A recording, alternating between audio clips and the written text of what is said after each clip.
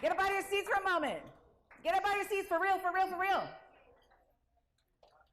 With every note I sing with love.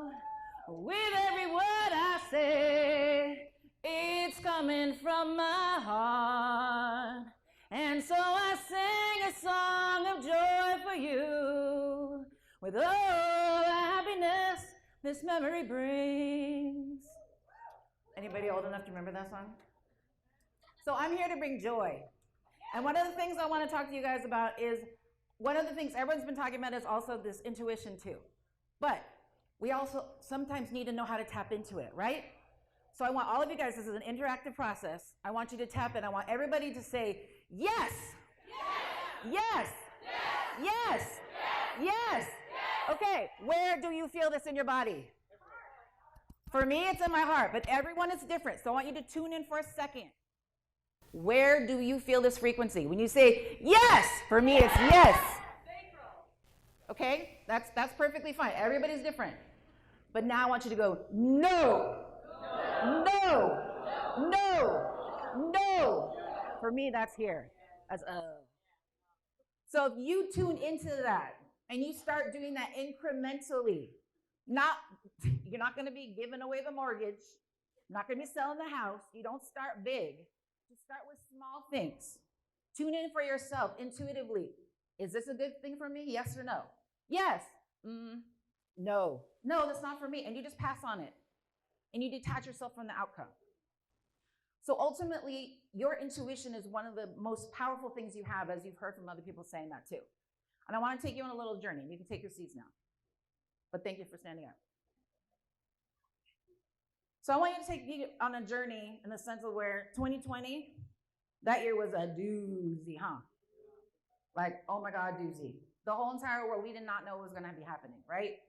But there were some people that used it to their advantage. Like for me, I was on 3 screens 12 hours a day, working a normal job.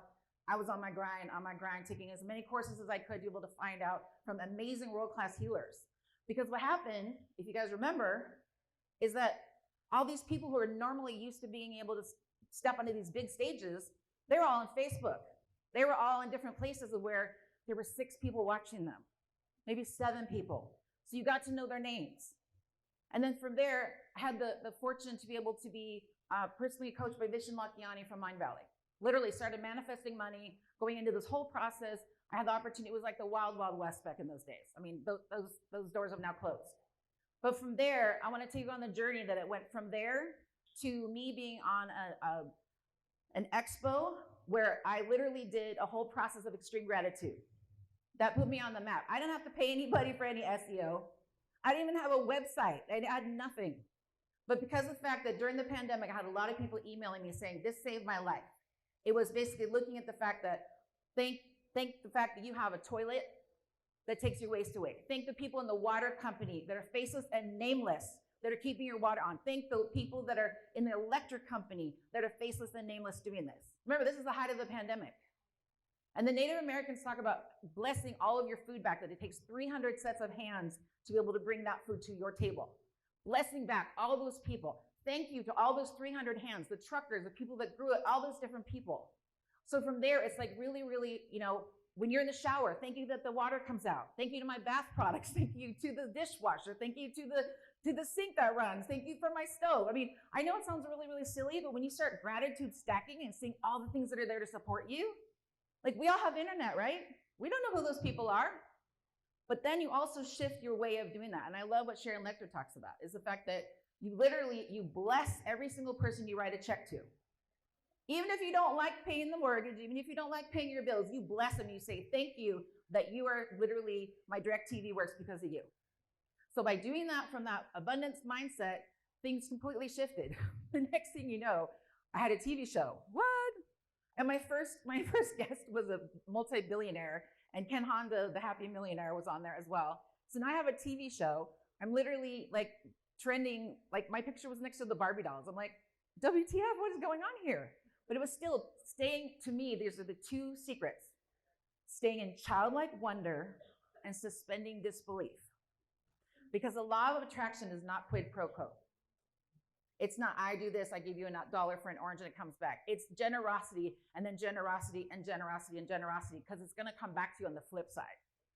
But what I think is that the universe literally dreams so much of a bigger life than you could even imagine.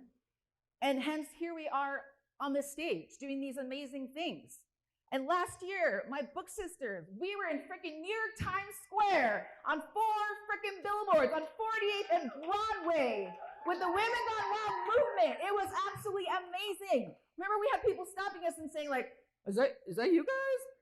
We even had like a police cars that were like, cordoning off the street for us. It was amazing.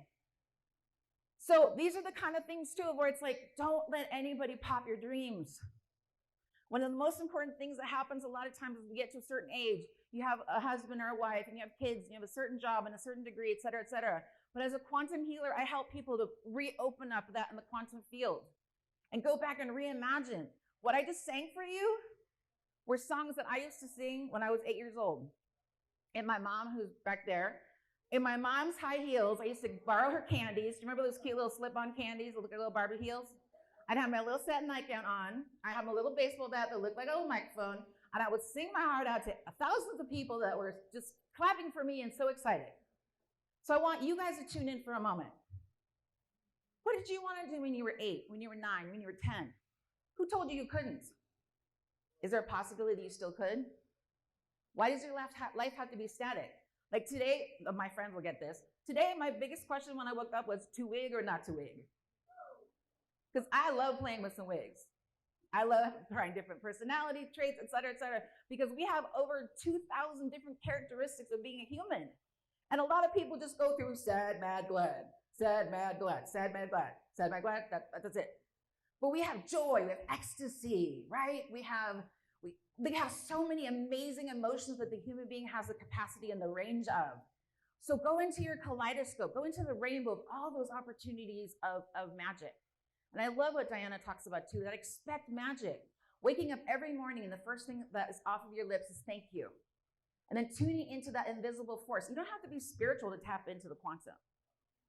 It literally, we all agree that there's electricity, that we plug it in the wall. And if I'm talking to someone, I'm doing a clearing or a show in Dubai, in Saudi Arabia, that person assumes that they have an internet, right? They have a device, that we're both on Zoom.